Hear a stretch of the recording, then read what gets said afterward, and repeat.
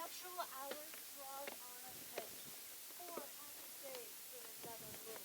But oh, methinks how slow this old moon wanes. She lingers on my desires like a dowager step-dame, long withering a young man's revenue.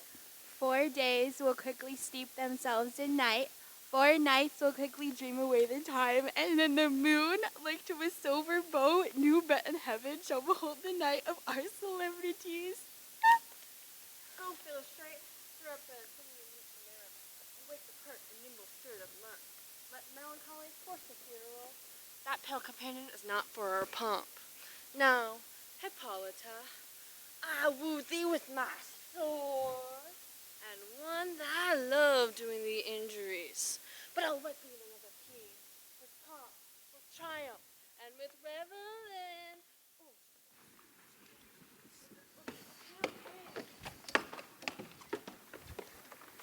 Happy to you, Theseus, our renowned Duke.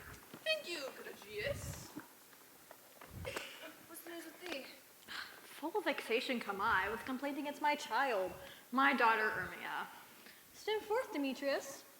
My noble lord, this man hath thy consent to marry her. Stand forth, Lysander.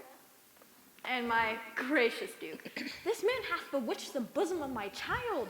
Thou Lysander, thou hast given her rhymes and interchanged love tokens with my child. Thou hast by moonlight at her window sung with feigning voice verses of feigning love, and stolen the impression of her fantasy with bracelets of thy hair, rings, gauds, conceits, knacks, trifles, nosegays, sweetmeats, messengers of strong fulfillment and unhardened youth. With cunning hast thou filched my daughter's heart, and turned her obedience, which is due to me, to stubborn harshness. And my gracious Duke, be it so she'll not hear before your grace consent to marry Demetrius. I beg the ancient privilege of Athens, as she is mine, I may dispose of her, but which shall be either to this gentleman or to her death. According to our law, I immediately prevent that case. What say you, fair Hermia? Be advised, fair maid, to you your father should be as a god, one that composed your beauties, yeah, and one to whom but you are as a form of wax, to leave it figure or to disfigure it. Demetrius is a worthy gentleman. So is Lysander. In him Sophie is, but wanting your father's voice, the other should be held the worthier. I would my father looked but with my eyes. Rather, your eyes, with your father's judgment look. I do entreat your grace to pardon me. I know not by what power I am made bold, nor how it may concern my modesty. In such a presence here to plead my thoughts, but I beseech your grace that I may know the worst that may befall me in this case if I refuse to wed Demetrius. Either to die the death, or abjure forever the society of man. Therefore, fair Hermia, question your desires, know of your youth, examine well your blood, and if you yield not to your father's choice, you could endure the livery of a nun. For I, to be in a shady cloister mewed, lives, grows, dies, a single nun. So I will grow, so live, so die, my lord, ere I will yield my virgin patent up unto his lordship, whose unwished yoke my soul consents not to give sovereignty. Take time to pause. And by the next new moon, you can either die for disobedience to your father's will, or marry Demetrius, as you would. Relent, sweet Hermia, and Lysander, yield thy crazed title to my certain right. You have her father's love, Demetrius. Let me have Hermia's. Do you marry him? Scornful Lysander, truly he hath my love, and what is mine, my love shall win him. And she is mine, and all my right of her I do estate unto Demetrius. Well, I am, my lord, as well derived as he, as well possessed. My love is more than his. My fortunes every way as fairly ranked, if not with vantage, as Demetrius. And what is more than all these boasts can be, I am beloved of the beauteous Hermia, so why should I not prosecute my right? Oh, and Demetrius, I'll vouch it to his head, made love to Neater's daughter Helena, and won her soul, and she, sweet lady, devoutly dotes in idolatry upon this spotted and inconstant man. I must confess, having heard so much, and with Demetrius thought to have spoke thereof, and being overfull of self-affairs, my mind did lose it. But come, Demetrius and Aegeus, come, You shall go with me. I have some private schooling for you both. Now, Hippolyta, what cheer, my love? Come, Aegeus and Demetrius. With duty and desire, we follow you. How now, my love? Why is your cheek so pale? How chance the roses there do fade so fast? Belike for want of rain which I could well beteem them from the tempest of my eyes. Ay me, for aught that I could ever read, could ever hear by tale or history, the course of true love never did run smooth, else it was different in blood, O cross, too high to be enthralled to low. or else misgrafted in respective years. O spite, too old to be engaged to young. Or if it stood upon the choice of friends. O hell, to choose love by another's eyes. If there were ever sympathy in choice, war, death, or sickness did lay siege to it, making it momentary as a sound, swift as a shadow, brief as the lightning in the collied night, that in a spleen unfolds both heaven and earth. And ere man hath the power to say, behold, the jaws of darkness did devour it up. How quickly bright things come to confusion. If then true lovers have been ever crossed, it stands as an edict in destiny. Then let us teach our trial patience, because it is a customary cross. As due to love as thoughts and dreams and sighs, wishes and tears, poor fancy's followers. A good persuasion, therefore. Hear me, Hermia. I have a widowed aunt, a dowager of great revenue. From Athens is her house remote 7 leagues. She respects me with her only son. There, gentle Hermia, may I marry thee. To that place the sharp Athenian law cannot pursue us. If thou lovest me then, steal forth thy father's house. Tomorrow night, a league within the wood, where I did meet thee once with Helena to observe the morn of May. Tomorrow I will stay for you. My good Lysander, I swear to thee by Cupid's strongest bow, by his best arrow with the golden head, by the simplicity of Venus's doves, by that which knitteth souls and prospers loves, and by that fire which burned the Carthage queen when the false Trojans under sail were seen, by all the vows that ever men have broke, in number more than ever women spoke. In that same place thou hast appointed me. Tomorrow truly I will meet with thee. Keep promise, love. Look, there comes Helena. Godspeed, fair Helena. Whither away? Call you me fair? Fair again unsay. Demetrius loves your fair. Oh, happy fair. Your eyes are lodestars. Your tongue sweet melodies more tunable to shepherd's ear. When wheat is green, when hawthorn buds appear, sickness is catching.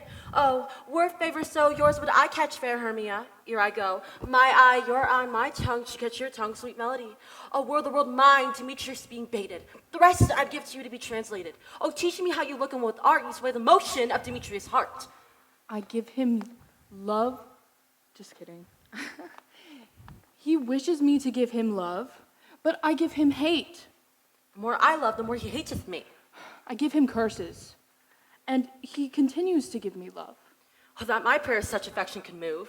The more I hate, the more he follows me. The more I love, the more he hateth me. His folly, Helena, is no fault of mine. None but your beauty without fault were mine.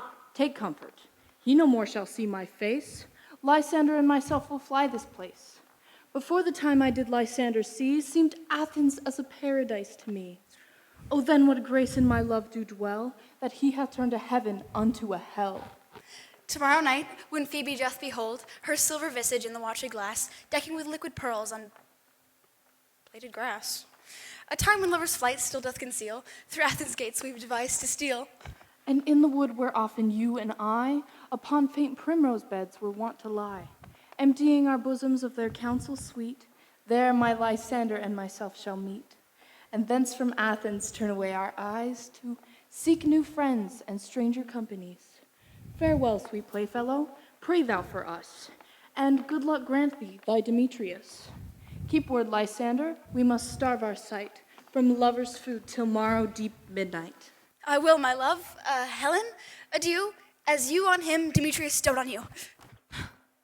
How happy some o'er others some can be. Through Athens I am sought as fair as she. But what of that? Demetrius thinks not so. He will not know all he do know, as he errs, doting on Hermia's eyes. I, admiring of his qualities, things base and vile holding no quantity. Love can transpose to form and dignity. Love looks with not the eyes, but with the mind. Therefore winged Cupid is painted blind, nor hath love's mind any judgmental taste. Wings no eyes, figure unheedy haste. Therefore love is said to be a child. because in choice he's oft beguiled, as waggish boys in the games themselves forswear, as the boy's love is perjured everywhere. For ere Demetrius looked on Hermia's eyne, he hailed down oaths that he was only mine, and when this hailsome heat of Hermia's felt, showers of oaths did melt. I will go tell him, a fair Hermia's flight, unto the world tomorrow night he will pursue her. And for this intelligence, if I have thanks, is the dear expense here and mean I, to enrich his pain, to have his sight thither and back again.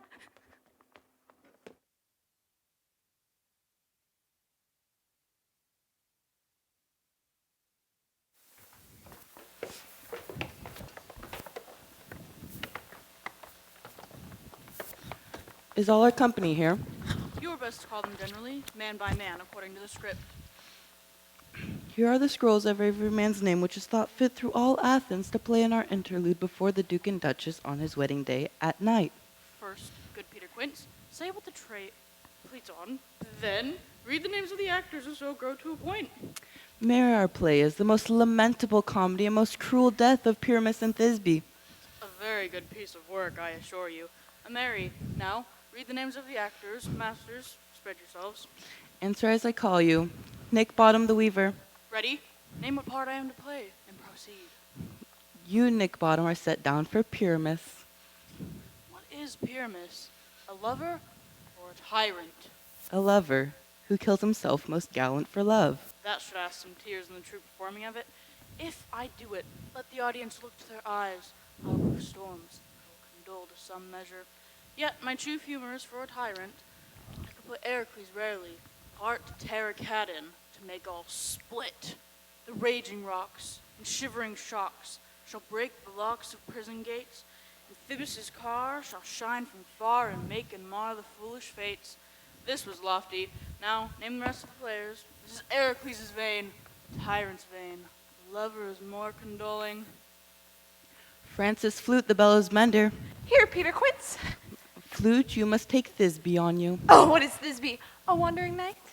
The lady Pyramus must love. Nay, faith! Let me not play a lady. I have a beard coming in. That is all one. You will wear a mask and speak as small as you will. And I may hide my face.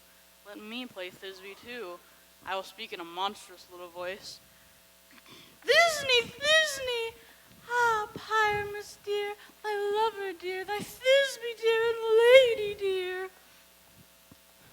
No, you must play Pyramus, and Flute, you Thisbe. I'll proceed. Robin Starveling the tailor. Here, Peter Quince. You, Robin Starveling, will play Pyramus's mother. Tom Snout the tinkerer. Here, Peter Quince. You, Pyramus's father, and myself, Thisbe's father. Snug the joiner, you the lion's part, and I hope here's a play well fitted. Do you have the lion's part written? Pray you, if it be, give it me, for I am slow of study. You shall do it extempore, for it is nothing but roaring. Let me play the lion too. I will roar that I will do any man's heart good to hear me. I will roar that I'll make the Duke say, let him roar again, let him roar again. No, you must play Pyramus, for Pyramus is a sweet-faced man, a proper-like man as one would see on a summer's day, a most lovely gentleman-like man, therefore you must needs play Pyramus. What beard were I best played in? Why, what you will. I will discharge it in either your straw-colored beard, your orange tawny beard, your purple ingrain beard, or your French crown-colored beard, your perfect yellow. Some of your French crowns hath no hair at all, therefore you'll play it barefaced. But, masters, here are your parts, and I am to entreat you, and request you, and desire you to con them by tomorrow night, and meet me in the palace wood, a mile without the town. There will we rehearse, for if we meet in the city, we shall be dogged with company, and our devices known. But in the meantime, I will write a bill of property such as our play wants. I pray you, fail me not. We will meet, and there we may rehearse, most obscenely and courageously. Take pains, be perfit, adieu. At Duke's Oak we meet. Enough, hold or cut bowstrings.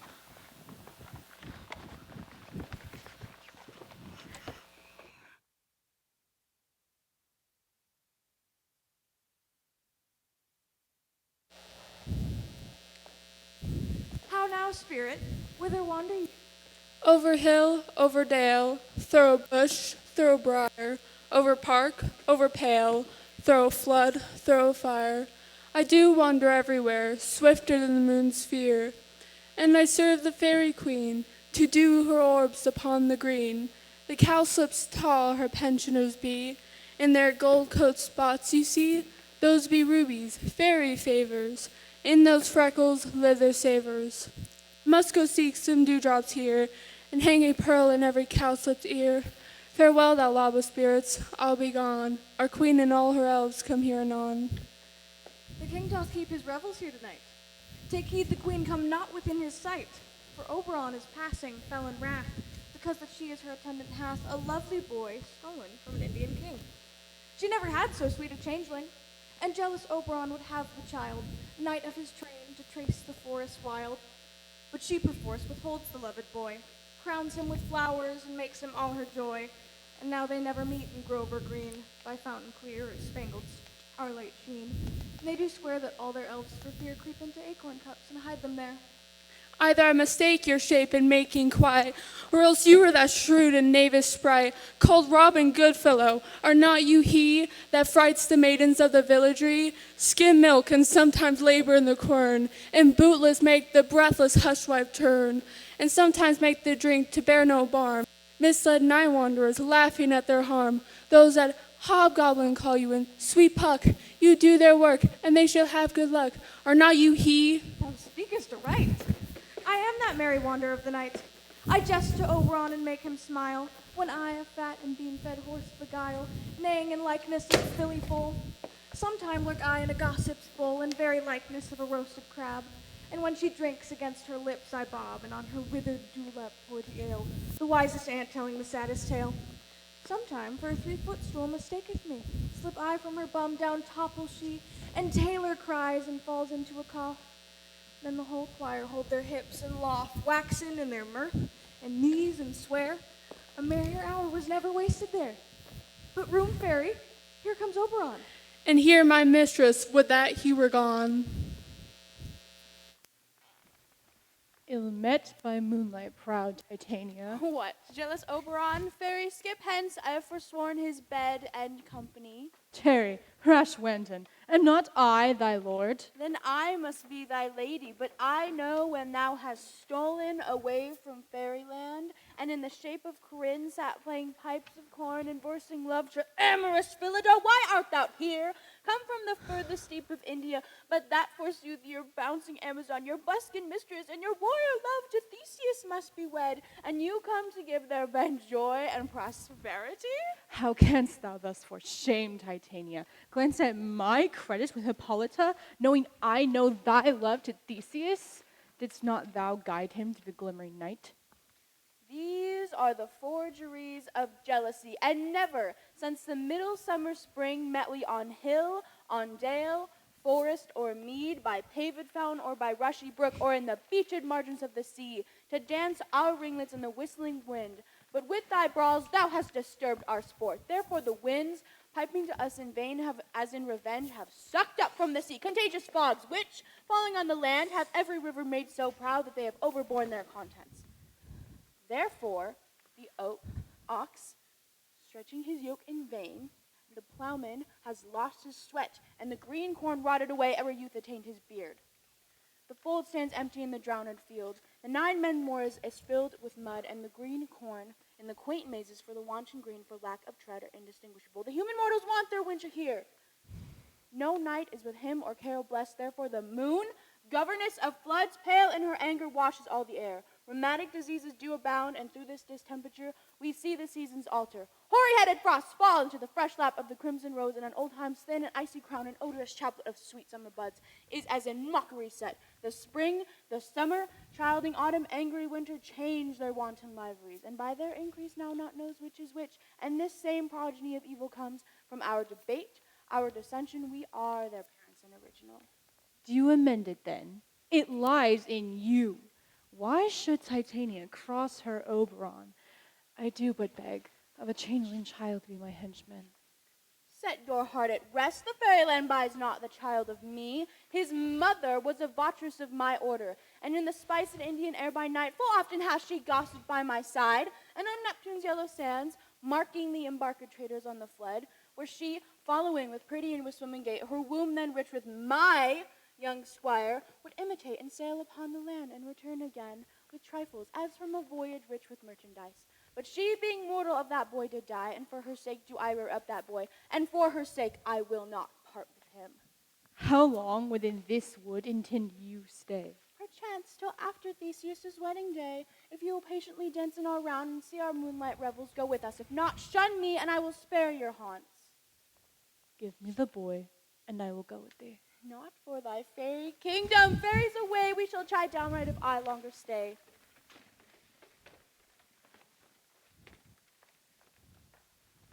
Well, go thy way. Thou shalt not from this grove till I torment thee with this injury.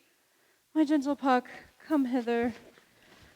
I'll remembrance since I once sat upon a promontory and heard a mermaid on a dolphin's back, uttering such dulcet and harmonious breath, that the rude sea grew civil from her song, and certain stars shot madly from their spheres to hear the sea maid's music.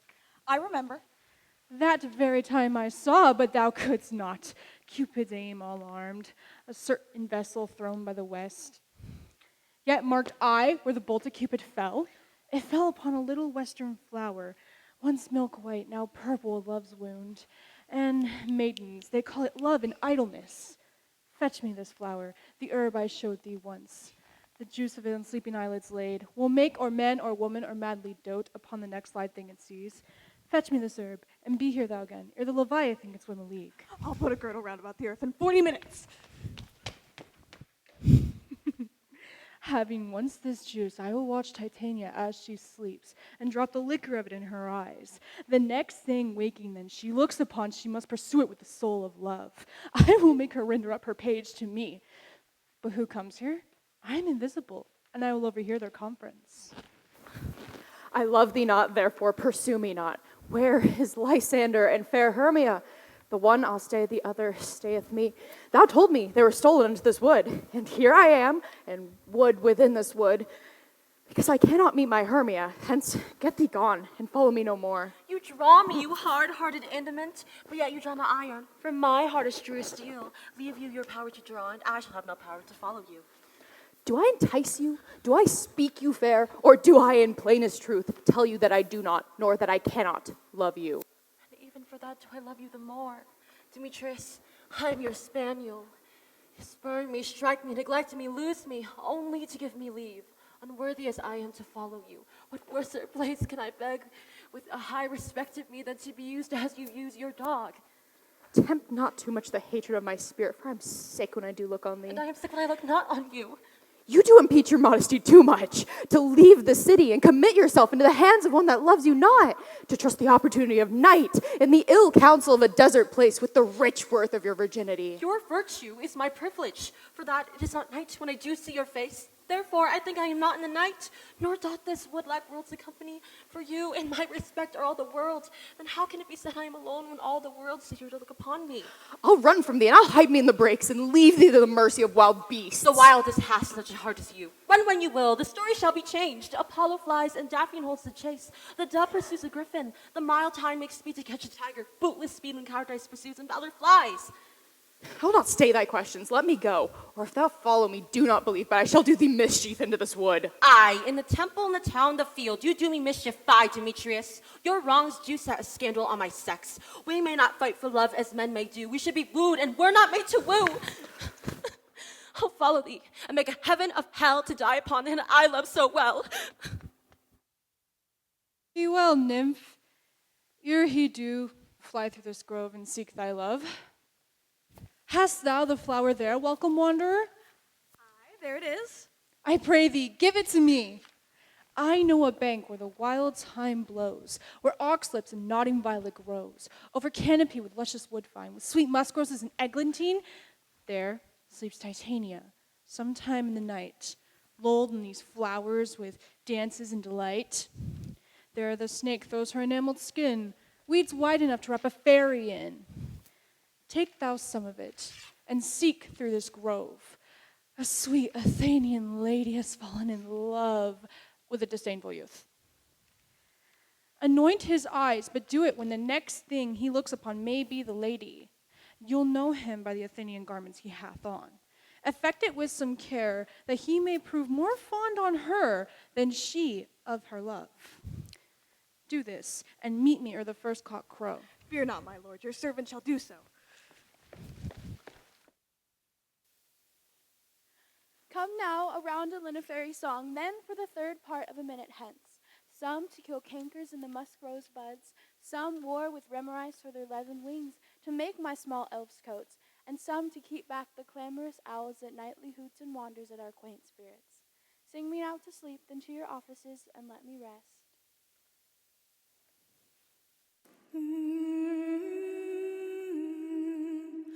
You spotted snakes with double tongue, thorny hedgehogs be not seen, newts and blind worms do no wrong.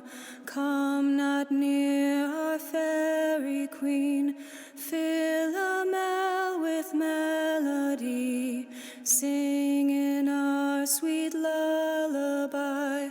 La la la la lullaby, la la la lullaby. Never harm nor spell nor charm, come our lovely lady nigh. So good night with lullaby. Weaving spiders, come not here. Hence, you long-legged spinners, hence. Beetles black, approach not near. Worm nor snail do no offense. Philomel with melody, sing in our sweet lullaby. La la la la lullaby, la la la lullaby. Never harm nor spell nor charm, come our lovely lady nigh. So good night with lullaby. Hence away, now all is well. One aloof stands sentinel.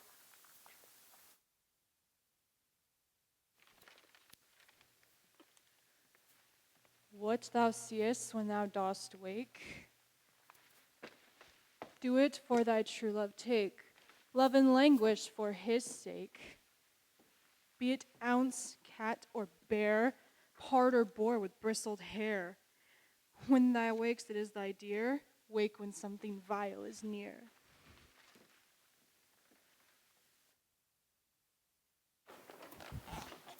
Fair love, you faint with wandering in the wood, and to speak troth, I have forgotten our way. But we will rest us, Hermia, if you think it good, and tarry for the comfort of the day. Be it so, Lysander. Find you out of bed, for I upon this bank will rest my head. One turf shall serve for a pillow for us both, one bed, one heart, a single troth.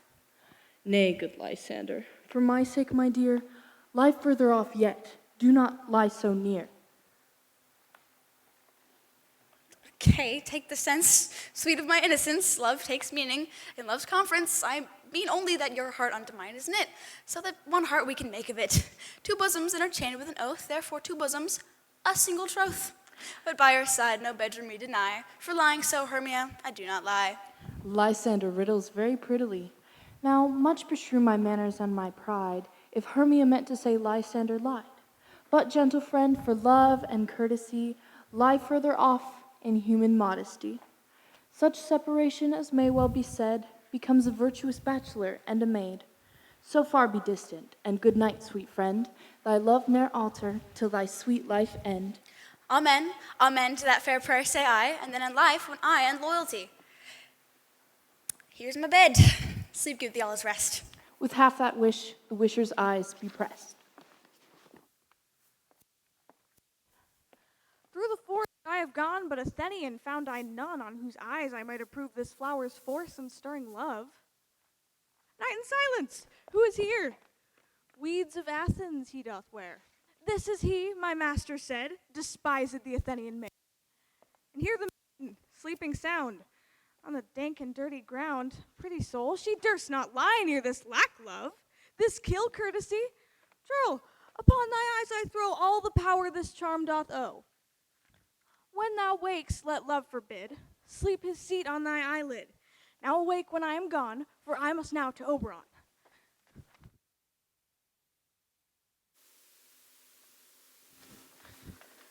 Stay, though thou kill me, sweet Demetrius. I charge thee hence, and do not haunt me thus. Oh, thou darkling, leave me to not so. Stay on thy peril, I alone will go. Oh, I am out of breath in this fond chase. The more my prayer, lesser is my grace. Happy is Hermia, wheresoever she lies, for she hath blessed and attractive eyes. How came her eyes so bright? Not with salt tears. If so, my eyes were oftener washed than hers. No, no, I am as ugly as a bear, for beasts that meet me run away for fear. Therefore, no marvel through Demetrius, do as a monster fly thy presence thus. What wicked and dissembling glass of mine made me compare with Hermia's speary eye? But who is here? Lysander on the ground, dead or asleep? I see no blood, no wound. Lysander, if you live, good sir, awake! And run through fire I will for thy sweet sake. Transparent Helena, nature shows art that through thy bosom makes me see thy heart. Oh, where is Demetrius? How fit a word for that vile name to perish on my sword. Do not say so, Lysander. Say not so. What though he love your Hermia? Lord, what though? Yet Hermia still loves you, then be content. Content with Hermia? No, I do repent the tedious minutes with her I have spent. Not Hermia, but Helena I love. Who would not change a raven for a dove? The will of man is by his reason swayed. Give me back. And your reason says you are the worthier maid. Things growing are not ripe till their season, and I, being young, now tell ripe not to reason. Touching the point of human skill, reason becomes the marshal to my will, and leads me to your eyes where I o'erlook love's stories written in love's richest book. Wherefore was I to this keen mockery born? When at your hands did I deserve this scorn? 'Tis not enough, young man, that I did never, nor never can deserve a sweet look from Demetrius' eye, but you must flout my sufficiency. Good trot you do, good suit you do, in such a disdainful manner for me to woo. But very well, perforce, I must confess, I thought you lord of more true gentleness. Oh, that a lady of one man refused should be another, therefore be abused.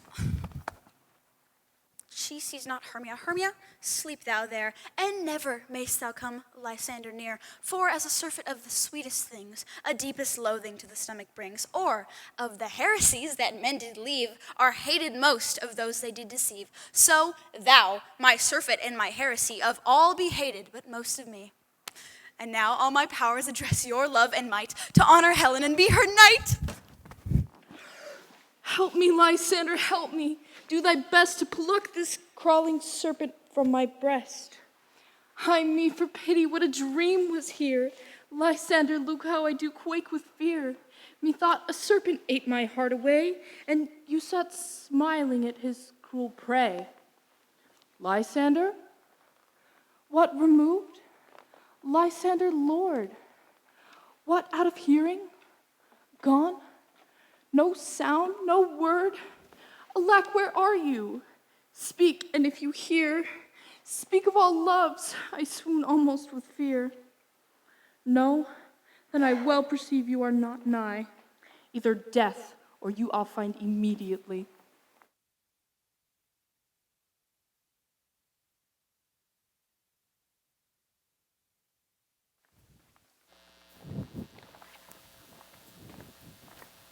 Are we all met?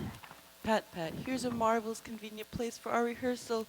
This green plot will be our stage, and this hawthorn brake our tiring house, and we will do it in action as we will before the Duke. Peter Quince. What sayest thou, Bully Bottom? There are things in this comedy of Pyramus and Thisbe that will never please. First, Pyramus must draw a sword to kill himself, which the ladies cannot abide. Fire lack and a parlous fear. I believe we must leave the killing out when all is done. Not a whit. I have a device to make all well. Write me a prologue, and let the prologue seem to say we will do no harm with our swords, and that Pyramus is not killed indeed. For the more better assurance, tell them that I, Pyramus, not Pyramus, but in Bottom, the weaver, that shall put them out of fear. Well, we will have such a prologue, and it shall be written in 8 and 6. No, make it 2 more. Let it be written in 8 and 8. Will not the ladies be afraid of the lion? I fear it, I promise you. Masters, you ought to consider with yourselves to bring in, God shield us, a lion amongst ladies is a most dreadful thing. For there is not a more fearful wildfowl than letting your lion live, and we ought to look to it. Therefore, another prologue must say he is not a lion. Nay, you must name his name, and half of his face must be sewn to the lion's neck, and he himself must say through, or thus, to the same effect, Ladies, or fair ladies, I would wish you, or I would request you, or I would entreat you, not to fear, not to tremble, my life for yours. If you see me come hither as a lion, it were pity of my life, for I'm a man, as other men are, and there indeed, let him name his name, and tell them he is Snug the Joiner. Well, it shall be so, but there are two hard things. That is to bring moonlight into the chamber, for you know Pyramus and Thisbe did meet by moonlight. Doth the moon shine the night we play our play? A calendar. A calendar. Look in the almanac. Find out moonshine. Find out moonshine.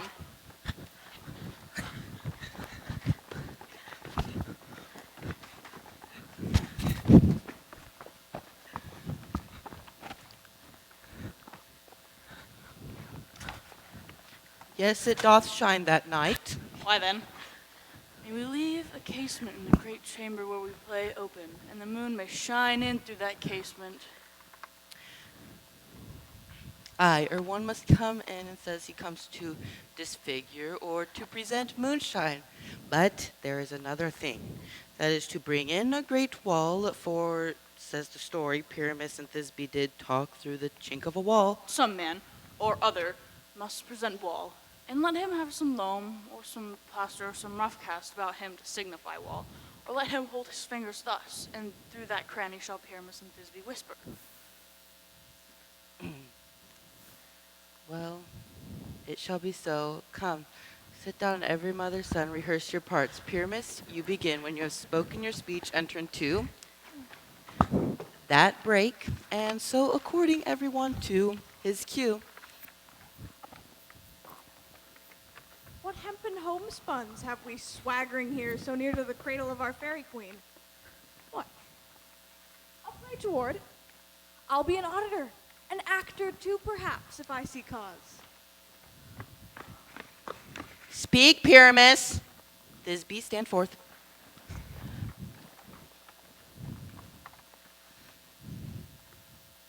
Thisbe, the odious flowers, savor sweet. Odors. Odors! Odor, savor sweet, so hath thy breath, my dearest Thisbe dear. But hark, a voice, stay now and hear a while, and by I will to thee appear. A stranger Pyramus than e'er played here. Must I speak now? Aye, marry must you, for you are to understand that he goes to see a sound that he heard and is to come again. Most radiant Pyramus of lily-white hue, as the colored red rose on the most triumphant briar, most juveniles, most eke and lovely Jew, as shoes the truest horse that will never tire. I'll meet thee, Pyramus, at Ninny's tomb.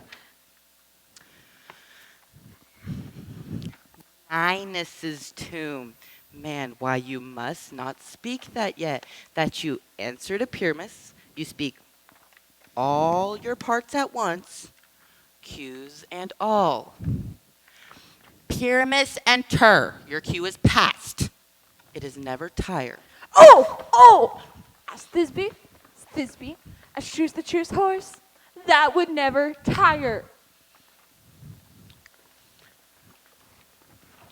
If I were fair Thisbe, I were only thine. Oh, monstrous, oh, strange, we are haunted. Pray, masters, help! I'll follow you. I'll lead you about around, through bog, through bush, through brake, through briar. Sometimes a horse I'll be, sometimes a hound, a hog, a headless bear, sometime a fire, and neigh and bark and grunt and roar and burn like horse, hog, hound, bear, fire at every turn.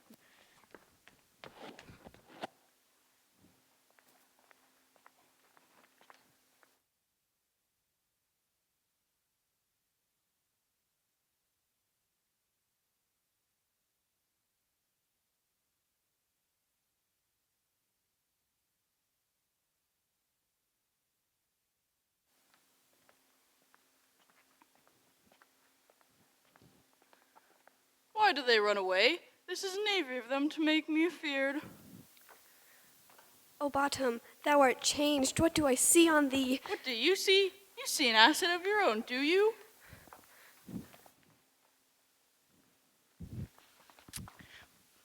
Bless thee, Bottom, bless thee, thou art translated. I see their knavery. This is to make an ass of me, to fright me, if they could. But I will not stir from this place. Do what they can. I will walk up and down here. I will sing to show I am not afraid. Use a cock, so back of you, with each tawny bell, the throstle with his note so true, the red with little quill. What angel wakes me from my flowery bed?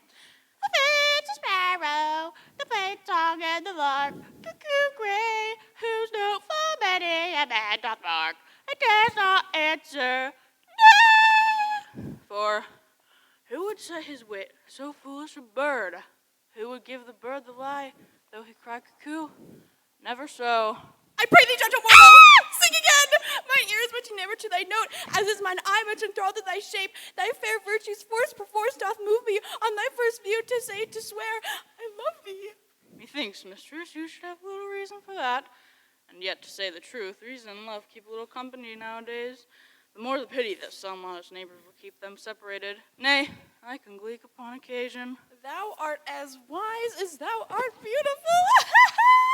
Not so neither, but if I had wit enough to get out of this wood, I'd do so mine own turn. Out of this wood do not desire to go. Thou wilt stay here, whether thou wilt or no. I am a spirit of no common rate. The summer still doth tend upon my state. And I love thee, therefore go with me. I will give thee fairies to attend on thee, and they shall fetch thee jewels from the deep. Wilt thou on present flowers sleep, and I will purge thy mortal grossness so that thou like an airy spirit shall go. Peas blossom, cobweb, mow, mustard seed. And I. And I. And I. Where shall we go? Be kind and courteous to this gentleman. Hop in his walks and gamble in his eyes. Feed him with apricots and dewberries, purple grapes, green figs, and mulberries. The honey bag steal from the humble bees, and crop thy waxen thighs, and light them at the fiery glowworm's eyes, to have my love to bed and to arise. To pluck the wings from painted butterflies, and fan the moonbeams from his sleeping eyes. Nod to him, elves, do him courtesies. Hail, mortal! Hail! Hail! Hail! I cry. Your worship's mercy heartily, I beseech your worship's name. Cobweb. Good Master Cobweb, if I cut my finger, I shall make bold with you. I shall desire you of more acquaintance. Your name, I beseech you. Peas blossom. I pray you, commend me to Mistress Squash, your mother, and to Master Peascod, your father. I shall desire you of more acquaintance too. Your name, I beseech you, sir. Mustard seed. Good Master Mustard Seed, I know your patience well. That same giant cowardly ox-thief hath devoured many a gentleman of your house. I promise you, your kindred hath made my eyes water ere now. I shall desire you more acquaintance, good Master Mustard Seed. Come, wait upon him, lead him to my bower. The moon, methinks, looks with watery eye, and when she weeps, weeps every little flower, lamenting in some enforced chastity. Tie up my lover's tongue, bring him silently.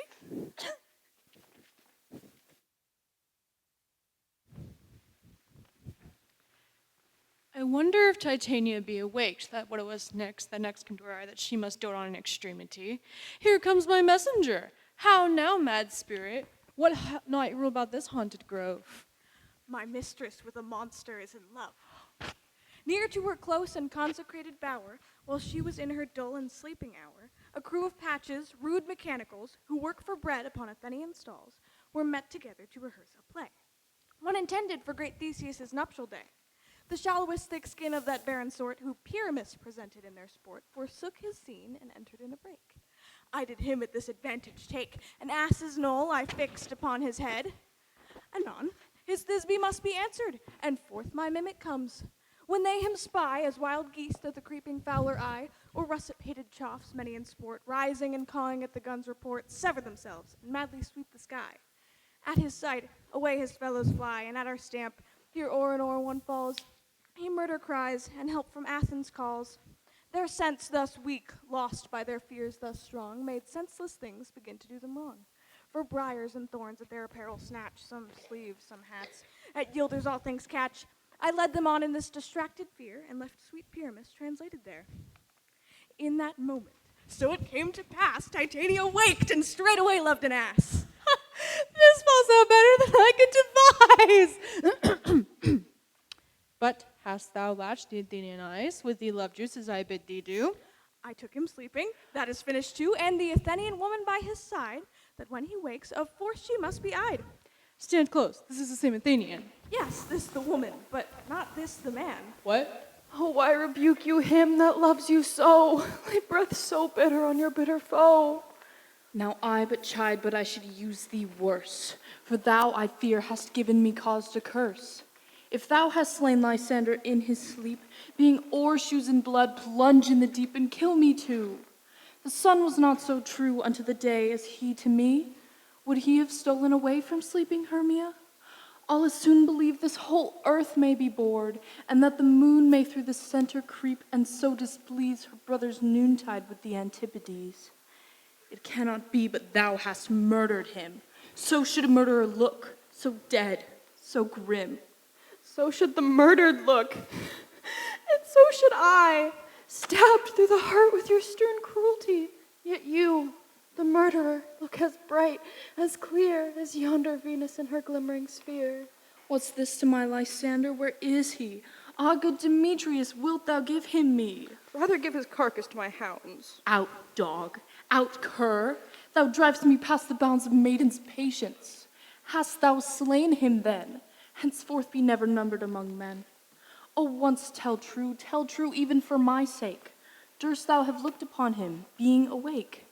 And hast thou killed him sleeping, O brave touch? Could not a worm, an adder, do so much? An adder did it, for with doubler tongue than thine, thou serpent never adder stung. You spend your passion on a misprized mood. I'm not guilty of Lysander's blood, nor is he dead. For aught that I can tell. I pray thee, tell me then that he is well. And if I could, what shall I get therefore? The privilege never to see me more. And from thy hated presence part I so, see me no more, whether he be dead or no. There is no following her in this fierce vein. Here for a while I shall remain. For sorrow's heaviness doth heavier grow, for death that bankrupt sleep doth sorrow woe.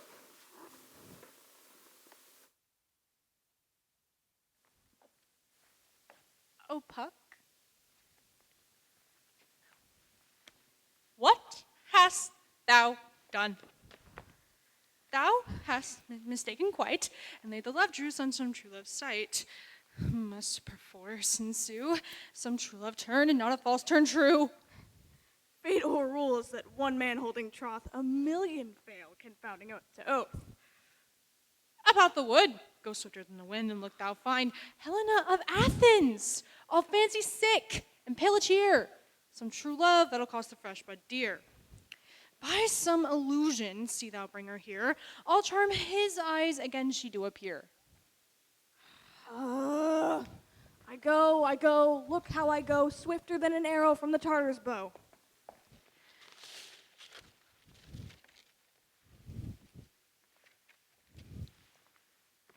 Flower of the purple dye, hit with Cupid's archery. With his true love he doth the spy. If thou wakes when she be by, beg of her for remedy. Captain of our fairy band, Helena is here at hand, and a youth mistook by me, pleading for a lover's fee. Shall we their fond pageant see? Lord, what fools these mortals be. Stand aside. The noise they make will cause Demetrius to awake. Then we'll two at once woo one. That must needs be sport alone, and these things do best please me that will fall preposterously. Should you think I woo in scorn. Scorn and derision never come in tears. Look how I vow, I weep, and vows so born in their nativity all truth appears. Why should these things in me seem scorn to you, bearing the badge of faith to prove them true? You do advance your cunning more and more. When truth kills truth, oh devilish holy fray, these vows are Hermia's. Will you give her o'er? Weigh oath with oath, and you will nothing weigh. Your vows to Hermia put in two scales will leave them away, both as light as tails. I had no judgment when to her I swore. Nor none of my mind. Now you give her o'er. Demetrius loves her, he loves you not. Oh, Helen, goddess, nymph, perfect divine! To what, my love, shall I compare thine eye? Oh, those kissing cherries tempting grow, fanned with an eastern wind turns to a crow, and thou holdst up thy hand, oh, let me kiss this princess of pure white, this seal of bliss. Oh, spite! Oh, hell! I see you all are bent against me to set against me for my merriment. If you were civil and knew courtesy, you would not do me thus much injury. Can you not hate me as I know you do, but you must join in souls to mock me too? If you were men as men are in show, you would not use a gentle lady so to vow and swear and to praise my parts when I am sure you both hate me with your hearts. You both are rivals and love Hermia. Now both rivals to mock Helena?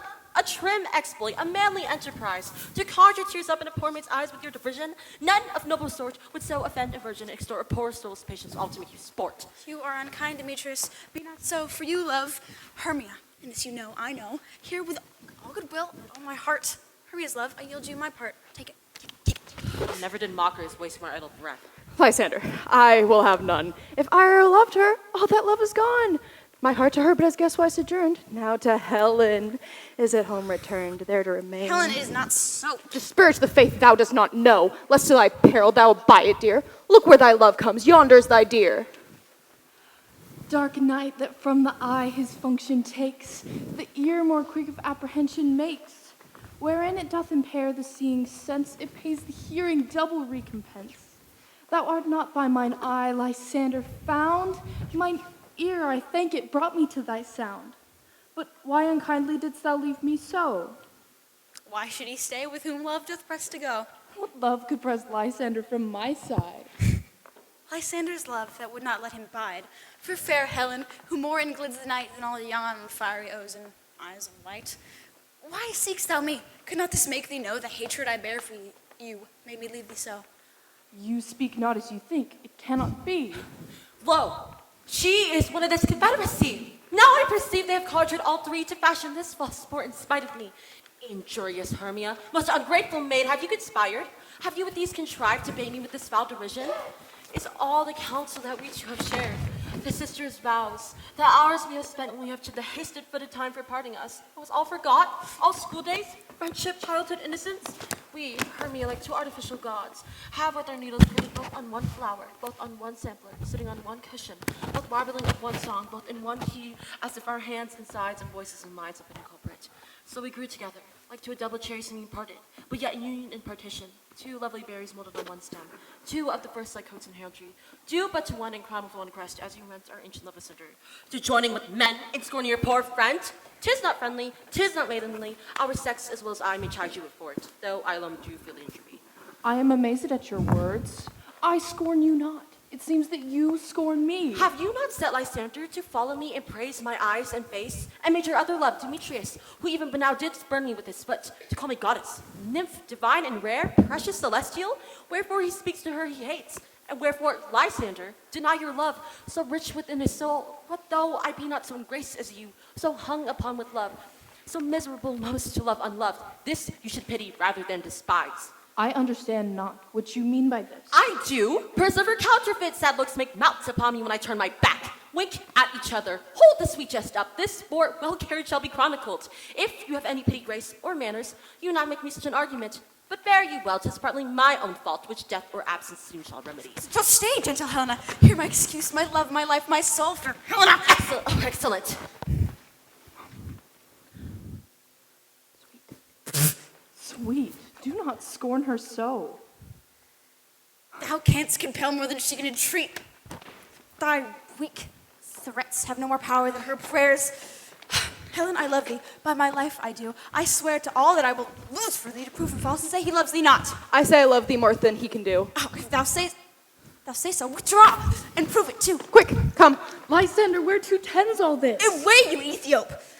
No, he'll seem to break loose. Take on as you would follow, but come yet not. You're a tame man. Go! Hang off, thou cat, thou burr, vile thing, let me loose, or I will shake thee from me like a serpent.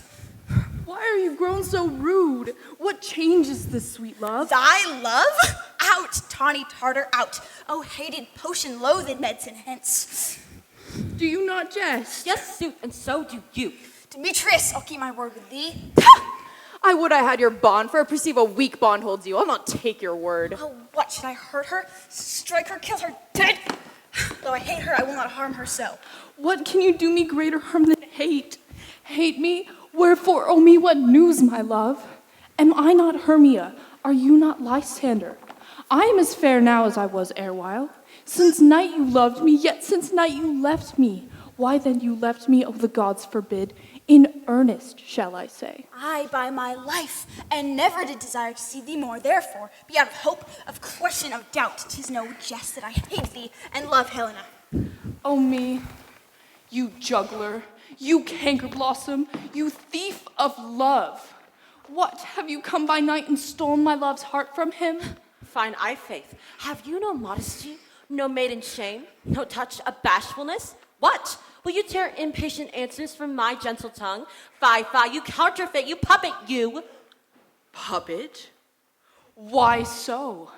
I that way goes the game. Now I perceive that she hath made compare between our statures. She hath urged her height, and with her personage, her tall personage. Her height, forsooth, she hath prevailed with him.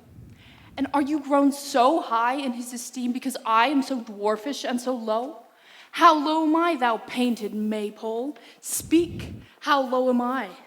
I am not yet so low but that my nails can reach into thine eyes. I pray you, though you mock me, gentlemen, let her not hurt me. I was never cursed. I have no gift at all in sureness. I am a right maid for my cowardice. Let her not strike me. You perhaps may think that she is something lower than myself, that I can match her.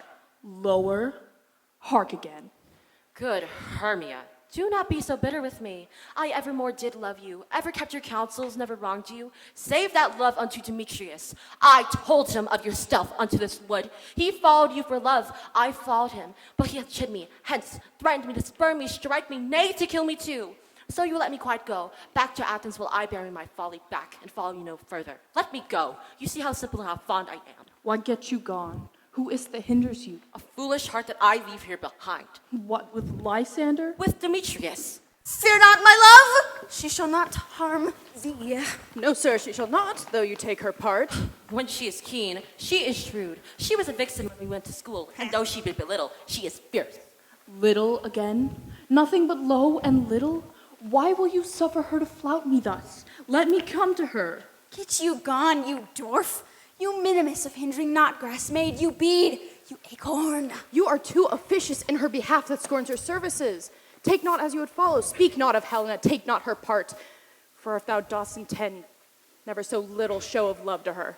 What? Now she holds me not, so follow if thou darest, to try whose right of thine or mine is most in Helen. Follow? Nay, I'll go with thee cheek by jowl. You, mistress, all this coil is long of you. Nay, go not back. I will not trust you. I no longer steer in your cursed company. Your hands and mine are quicker for a fray. My legs are longer, though, to run away. I am amazed and know not what to say.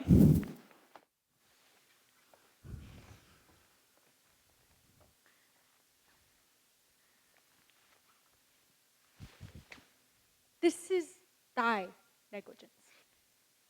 Still, thou commits these knaveries willfully. Believe me, King of Shadows, I mistook.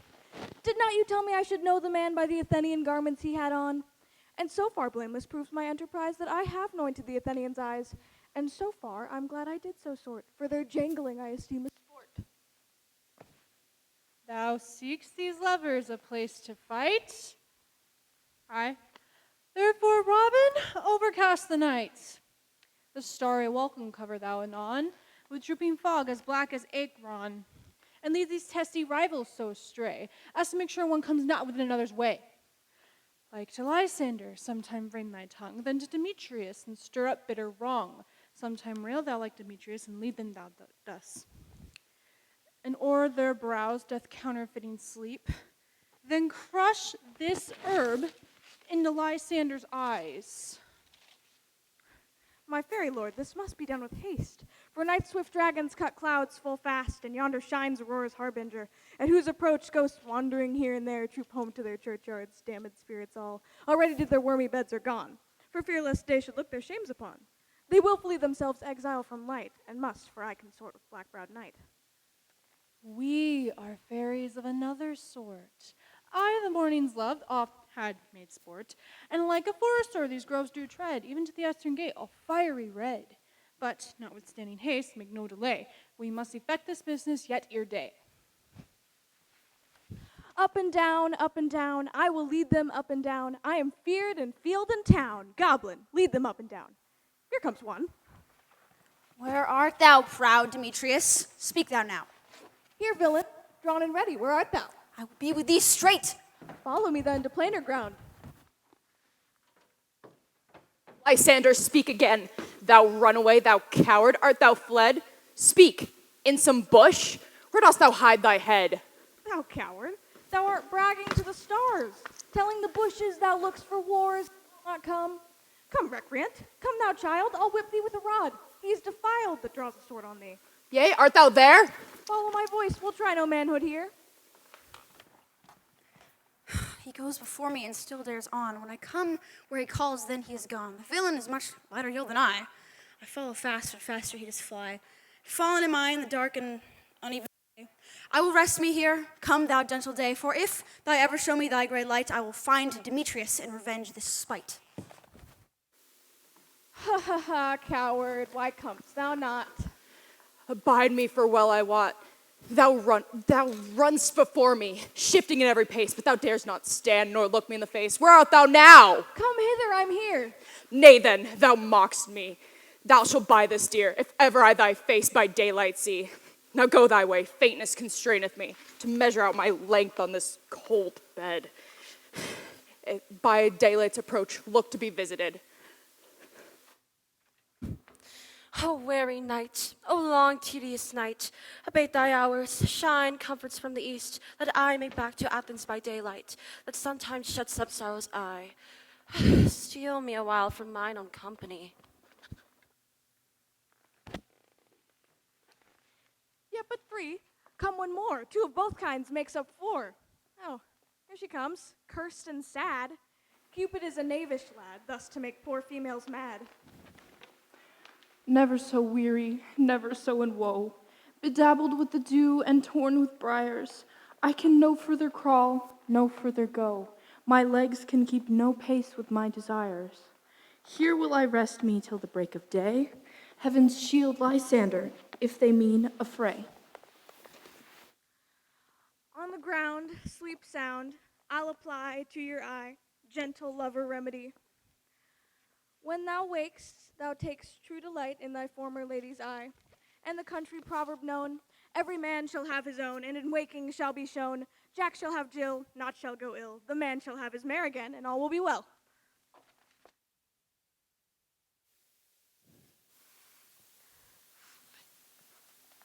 Come, sit upon this flowery bed, while I thy amiable cheeks do coy, and stick musk rose in thy sleek sweet head, and kiss thy fair large ears, my gentle joy. Where's Peas Blossom? Peas Blossom. Ready. Scratch my head, Peas Blossom. Where's Monsieur Cobweb? Ready? Good Monsieur. Get you your weapons in your hand, and fetch me a red-hipped humble bee on the top of the thistle. And, good Monsieur, do not fret yourself too much in the action of it, for I need the honey bag, and if you mess up and drop it, I would be loath to have you run with the honey bag, Signor. Where's Monsieur Mustard Seed? Ready? Give me your leaf, good Monsieur. I pray you, leave your courtesy. What's your will? Nothing but to help Cavalry Cobweb to scratch. Methinks I need to go to the barber's, for I am marvelous hairy about the face, and I am such a tender ass. If my hair do but tickle me, I must scratch. What, wilt thou hear some music, my sweet love? I have a reasonable ear for music. Let's have the tongs and the bones. Or say, sweet love, what thou desirest to eat. Truly, a peck of provenders, I commend your good dry oats. Methinks I have a great desire to a bottle of hay. Good hay, sweet hay, hath no fellow. I have a fairy that shall seek the squirrel's hoard and fetch thee new nuts. I'd rather have a handful or two of dried peas. I pray you, let none of your people stir. I have an exposition of sleep come upon me. Sleep now, and I will wind thee in my arms. Fairies, be gone and be all ways away. So doth the woodbine, the sweet honeysuckle gently entwist, the female ivy enrings the barky fingers of the elm. Oh, how I love thee, how I dote on thee.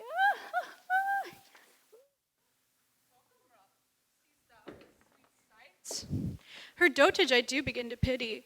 For meeting her behind this woods, I found her seeking sweet favors from this hateful fool. I did upbraid her and fall out with her. For his hairy temples she had rounded. She did but beg me of my patience, and so I asked her of her changeling child, which straight she gave me. She sent her fairy to bear him to my bower in fairyland. And now that I have the child, I shall take off this hateful imperfection of her eyes. And, Robin, take this transformed scalp off from this Athenian swain, that he awakening when the others do, shall think no more of this night's accidents than that of the ferocious vexation of a dream. But first, I shall release my fairy queen. Be as thou wast wont to be, see as thou wast wont to see. Diane's bud or Cupid's flower, I'll have such force and blessed power. Now, my Titania, awake, my queen! My Oberon, what visions I have seen. Methought I was enamored of an ass. There lies your love. How came these things to pass? Oh, how mine eyes do loathe his visage now. Silence. Titania, music call, strike more dead, and Robin, take off his head. Music call, music ho, such as charm asleep. When thou wakest with thine own fool's eyes peep. Titania, take hands with me. Rock the ground whereon these sleepers be. Fairy King, attend and mark. I do hear the morning lark. Come, my lord, and in our flight, tell me how it came this night that I, sleeping here, was found with these mortals on the ground.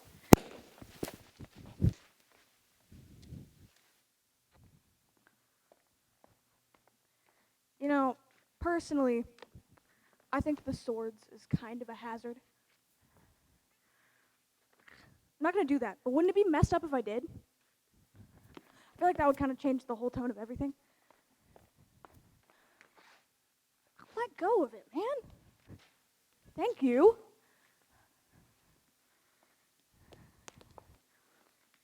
You know, if any of you are confused out there, I don't know what's going on either.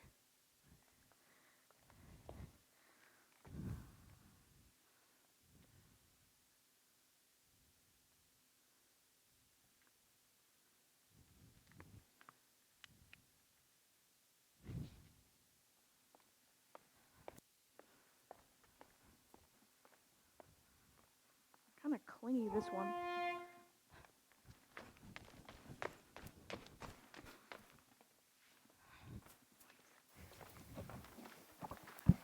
Go, one of you, find out the forester. For now our observation is performed, and since we have the voward of the day, my love shall hear the music of my hounds. Uncouple in the western valley, let them go. I was with Hercules and Cadmus once, when in a wood of Crete they bathed the bear. With hounds of Sparta never did I hear such gallant chiding. For beside the groves, the trees, the fountains, every region near, was all one mutual cry. I never heard such thunderous noise, such sweet thunder. My hounds are bred of the Spartan kind, so flued, so sanded, and with heads hung with ears that sweep away the morning dew, crook-kneed and dew-lapped like Thessian bulls, slow in pursuit but matched in mouth like bells. Each under each a sound more tunable was never heard, nor cheered by horn, in Crete and Sparta, nor in Thessaly. Judge when you hear, but soft. What nymphs are these? My lord, this is my daughter here asleep. Oh, and this Lysander.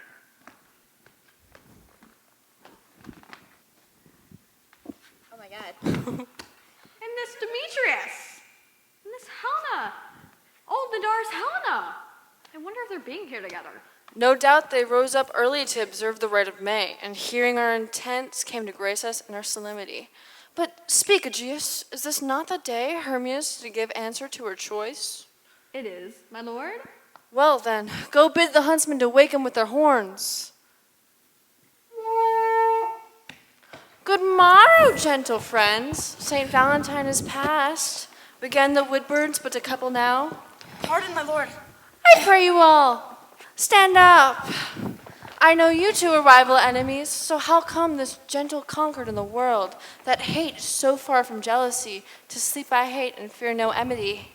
I shall, my lord, reply amazedly, half sleep, half waking. I truly cannot say who I came here. But as I think, therefore truly I would speak. And so bethinks me so it is, that I came with Hermia hither. Our intent was to be gone from Athens, where we might, without the peril of Athenian law. Enough! Enough! My lord, you have enough. I beg the law upon their heads. They would have stolen away. They would, Demetrius. Thereby to have defeated you and me, you have your wife, and me of my consent that she should be your wife.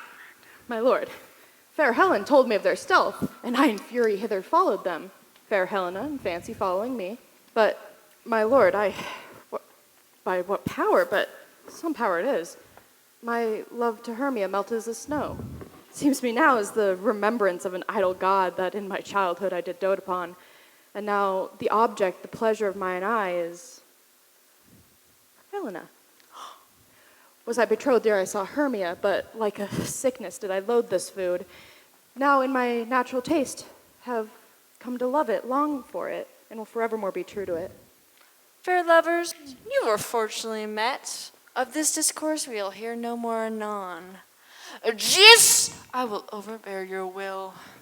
For in the temple, by and by, y'all should be eternally be knit. 3 and 3 with us to Athens to have a great feast and solemnity. Come, my Hippolyta, let's go.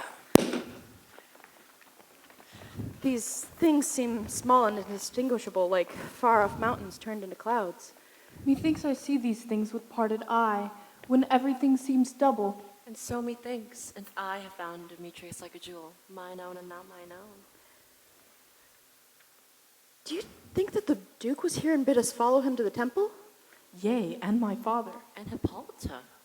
We better follow him. Yes, let us. And by the way, let us recount our dreams.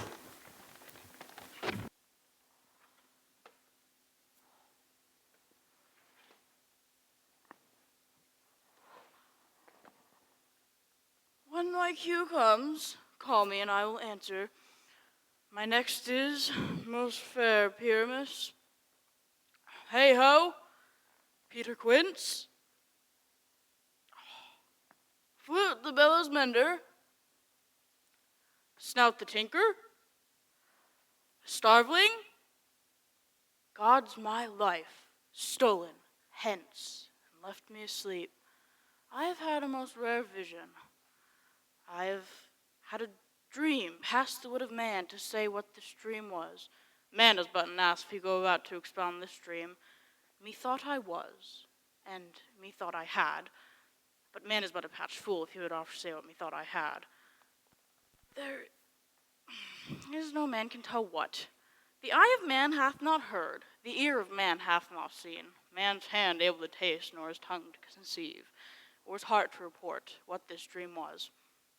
I will get Peter Quince to write a ballad of this dream, and it shall be called Bottom's Dream, because it hath no bottom.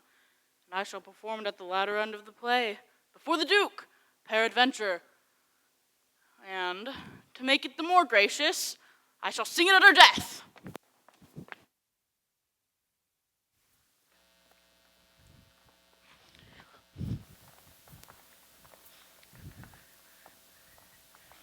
Have you sent to Bottom's house? Is he come home yet? He cannot be heard of. Out of doubt, he is transported.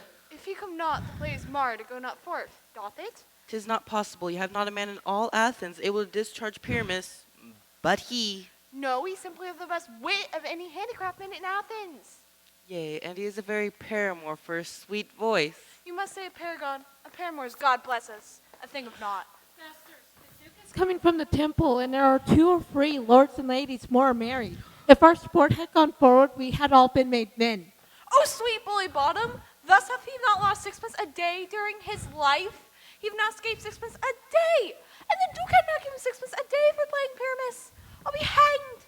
He would have deserved it. 6pence a day in Pyramus or nothing. Where are these lads? Where are these hearts? Bottom, almost courageous day, almost happy hour. Masters, I am to discourse wonders, but ask me not what, for if I tell you I am not true Athenian, I will tell you everything right as it fell out.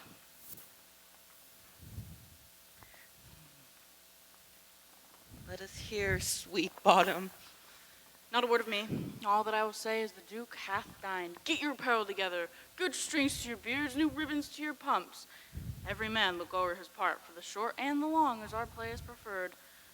And let Thisbe have clean linens, and let he who plays the lion not pare his nails, for they are to hang out of the lion's claws. And, most dear actors, eat no onions nor garlic, for we are to utter sweet breath, and I do not doubt but to hear them say that this is a sweet homedy. No more words, guys. Away. Go away.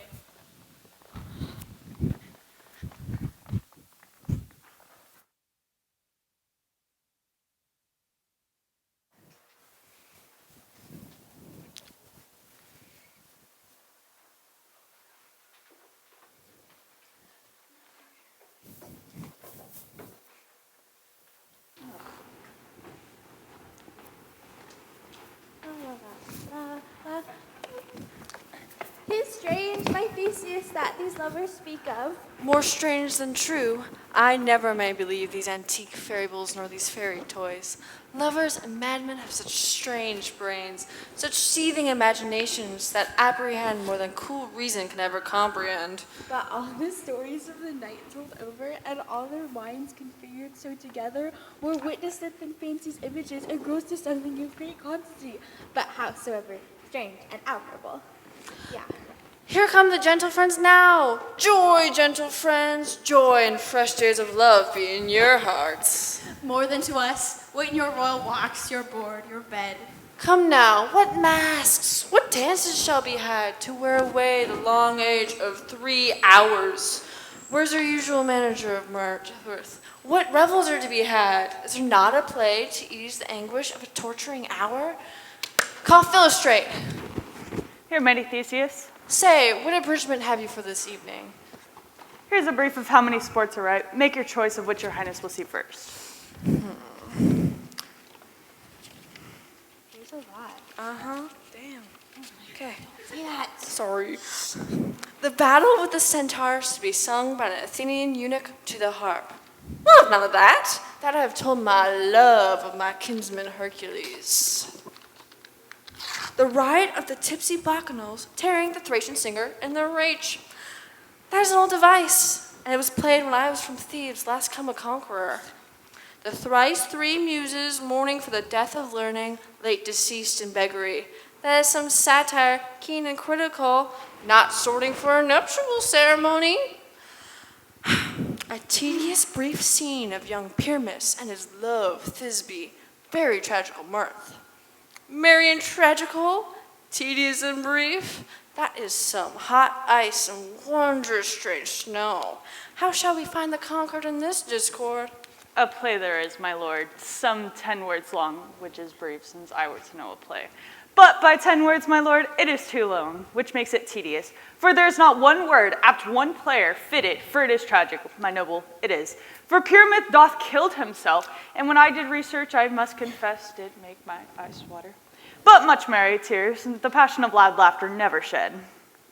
Who are they that do play it? Hard-handed working men here in Athens, which never labored in their minds until now, and have toiled in their memories against your nuptial with this play. I will hear that play. No, my lord, it is not for you. I have heard it, and there is nothing in this world, unless you can find excitement and extremely stretched and cruel pain to do you service. I will hear that play. For never anything can be amiss when simpleness and duty tender it. Bring him out, and ladies, take your places. I love to see wretchedness or in charge, and duty in his service is perishing. Why, gentle sweet, you shall she no such thing. Oh, well, he says they can do nothing in this kind. The kinder we to give them thanks for nothing. Our sport shall be to take what they mistake. Where I have come, I've seen great clerks make premeditated welcomes. I've seen them make periods in the midst of sentences, throttle their practiced accents, and in all dumbly have broken off, not paying me a welcome. Trust me, gentle sweet, out of this silence I have chosen a welcome. In simpleness and tongue-tied simplicity, least speak most to my capacity. So please, Your Grace, the prologue is addressed. Bring him out.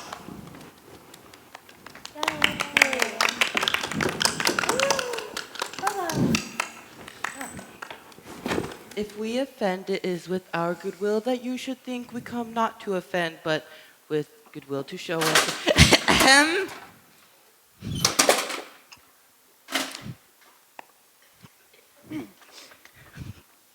Consider then we come but in despite. We do not come as minding to content you. Our true content is all for your delight. We are not here that you should have repent you. Consider the actors are at hand, and by their show you shall know all that you are like to know. This fellow doth not stand upon points. He hath rid his prologue like a rough colt. He knows not when to end. A good moral, my lord, it's not only to speak, but to speak true. Indeed, he hath played his prologue like a child on a recorder, a sound but not in government. His speech was like a tangled chain, nothing impaired, but all disordered. Who's next?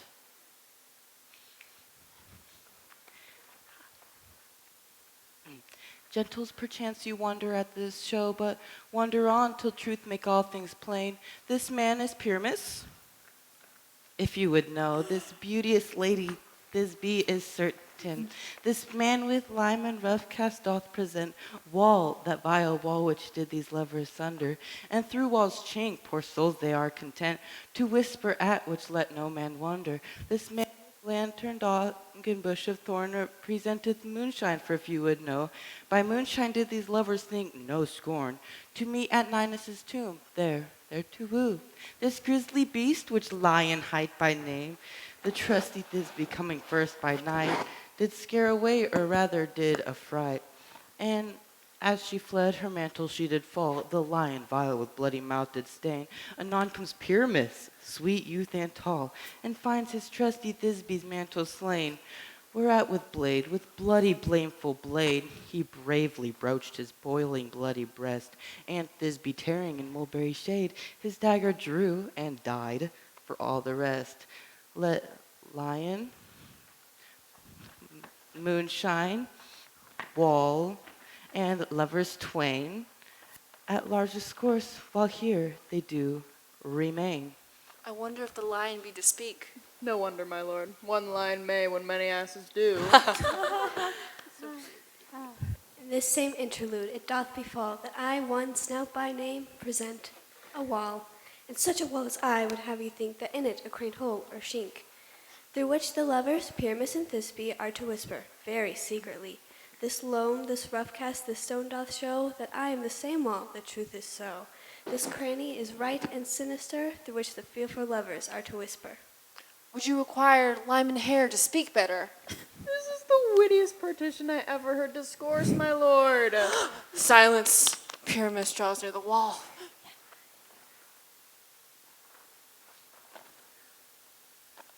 O grim looked night, O night with hue so black, O night which ever art when day is not, O night, alack, alack, alack, I feel my Thisbe's promises forgot.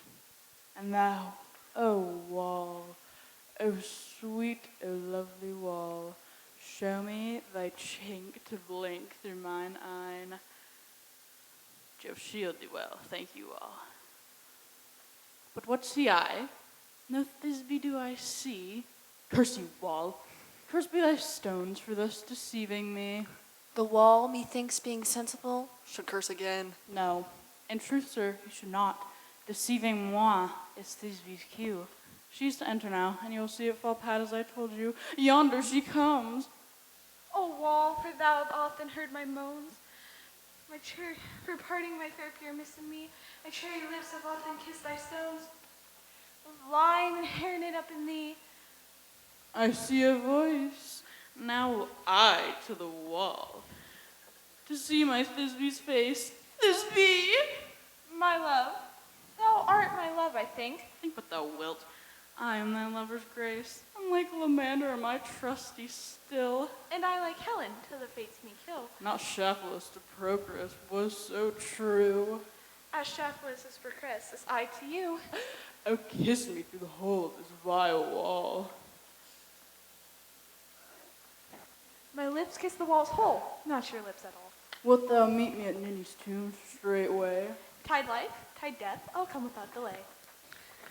Thus my part wall discharged so, and being done, a wall away doth go. Now is the wall down between the two neighbors. No wonder, my lord, when walls are so willful to hear without warning. This is the silliest stuff I've ever heard. The best in these kind are but shadows. The worst are no worse if our imagination amend them. It must be your imagination then, and not theirs. If we think of them as they think of themselves, they may pass for excellent men. But here come two noble beasten, a man and a lion. You ladies, you whose gentle hearts you fear, the smallest monstrous mouse that creeps on floor, may now perchance both quake and tremble here when lions, rough and wildest, rage uproar. To know that I, as snug the joiner, am a lion fell, nor else no lion stand. For if I should as lion come in strife into this place, 'twere pity on my life. A very gentle beast, and of good conscience. The best of a beast I ever saw, my lord. The lion is very a fox for his valor. True, and a goose for his discretion. Not so, my lord, for his valor cannot just carry his discretion, as the fox carries the goose. His discretion, I am sure, cannot carry his valor, as the fox carries not the goose. It is well, leave it to his discretion. Let's listen to the moon. This lanthorn doth the horny moon present. He should have worn the horns on his head. His crescent is invisible within their circumference. This lanthorn doth the horny moon present. I myself, the man in the moon, do seem to be. This is the greatest error of all the play. How is he the man of the moon? He should be in the lanthorn. I am aweary of this moon. Would he would change? It appears by the wane of his light that he's in the wane. And in all reason, we should have to stay the time. Proceed, moon. All that I have to say is that this lanthorn is the moon, I myself the man in the moon, this thorn bush my thorn bush, and this dog my dog. Why, all these should be in the lanthorn, for all of these are in the moon. But silence, here comes Thisbe. This is old Ninny's tomb. Where's my love? Oh, roar! Well roared, lion. Well run, Thisbe. Well shown, moon, well shown. Truly the moon shines with a good grace. Oh, well moused, lion.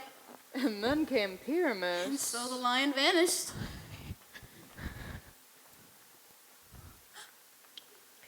Sweet moon, I thank thee for thy sunny beam. I thank thee for shining so bright, and by thy gracious golden glittering gleams, I trust to take of truth Thisbe's sight. But what see I? No Thisbe? Do I see? What dreadful dullness here? Ah! Thy mantle good, but stained with blood. Approach, ye furies fell, and come, thread and throb and quail, crush, cajole, and quell. This passion and the death of a dear friend would go far to make a man look sad. You're my heart, but I pity the man.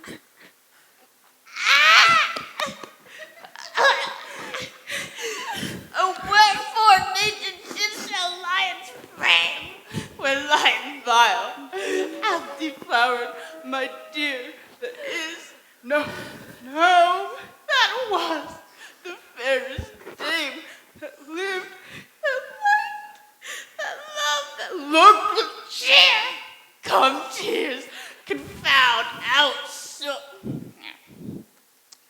Outsorded will! The pap appeared as A that left pap were hard to hop. Now am I dead? Now am I fled? My soul is in the sky. Take lose thy light. Moon, take thy flight.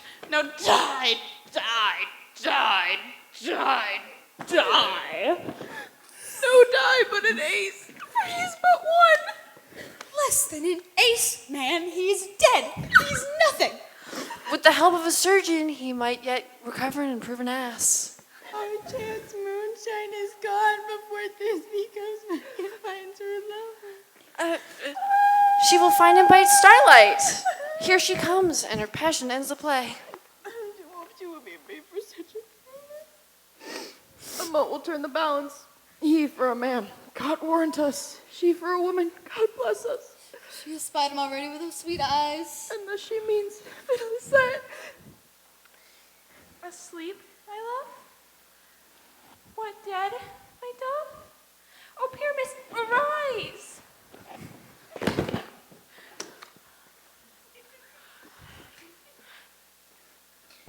Speak, quite dumb. Dead, a tomb? Must cover thy sweet eyes, these lily lips, this cherry nose, this yellow castle cheeks are gone. Gone. Lovers make moan his eyes, whereas green as leeks. Whose sisters three come to me, his hands as pill and milk lay in gore, and since you have short of his shears, of his thread of silk, tongue, not a word. Come, trusty sword, come blade my breast and brew, and farewell, friends, and thus this be ends. Adieu, adieu, adieu. Moonshine and Lion are left to bury the dead. I and Wall too. No. The wall is down that parted their fathers. Would it care you to hear the epilogue and to see the Bergomask dance between the two of our company? No epilogue, I pray you. For you need no excuse, never excuse. For when all your plays are dead, there need none to be blamed.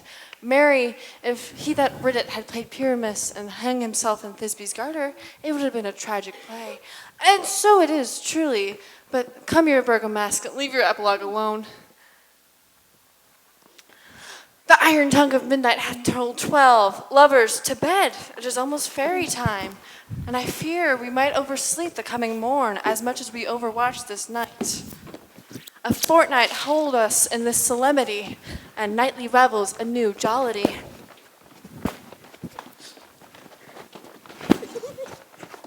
Faster, dude. Go. Go, Sorry, go. my Duke, I'm a bit slow. Now the hungry lion roars, and the wolf behowls the moon, whilst the heavy plowman snores, all with weary tasks fordone. Now the wasted brands do glow, whilst the screech owl screeching loud puts the wretch that lies in woe in remembrance of a shroud. Now it is the time of night that the graves all gaping wide, everyone lets forth its sprite in the churchway paths to glide. And we fairies that do run by the triple Hecate's team, from the presence of the sun, following darkness like a dream. Now our frolic, not a mouse shall disturb this hallowed house. I am sent with broom before to sweep the dust behind the door.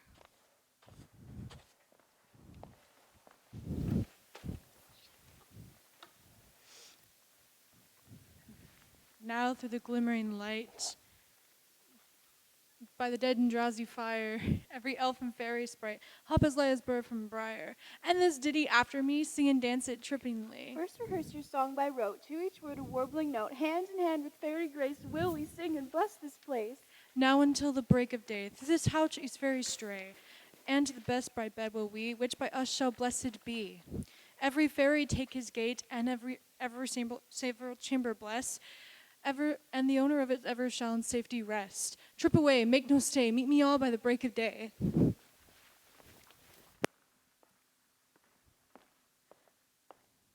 If we shadows have offended, think but this, and all is mended, that you have but slumbered here while these visions did appear, and this weak and idle theme no more yielding but a dream. Gentles, do not reprehend. If you pardon, we will mend. And as I am an honest puck, if we have unearned luck, now to scape the serpent's tongue, we will make amends ere long.